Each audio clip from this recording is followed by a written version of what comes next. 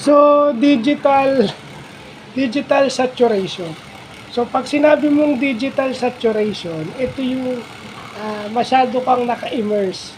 Fully immerse ka, yung immersion mo sa digital, sa digital information. Kumbaga, nakalubog yung focus mo, nakafocus ka parati sa napakarami o excessive digital information.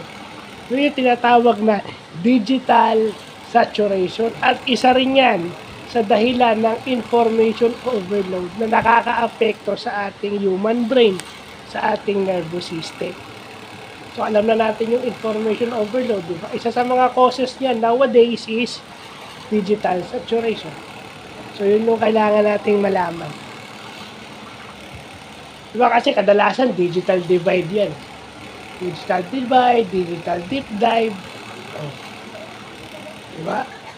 Pero pag hindi ka nagsasuffer ng digital divide, pero deep dive ka ng deep dive digitally o digital deep dive, nagsasuffer ka naman ng digital saturation na katagalan, information overload.